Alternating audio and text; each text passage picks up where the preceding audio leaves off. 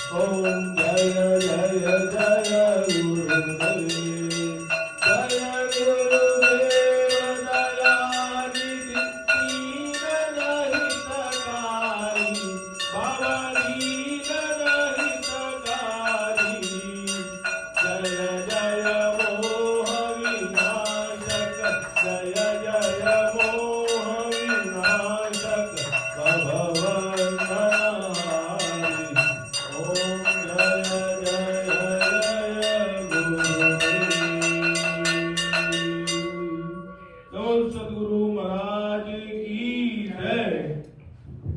जय गुरुदेव जय जय गुरुदेव जय गुरुदेव जय जय गुरुदेव जय गुरुदेव जय जय गुरुदेव जय गुरुदेव जय जय गुरुदेव जय जय गुरुदेव जय जय गुरुदेव जय जय जय जय जय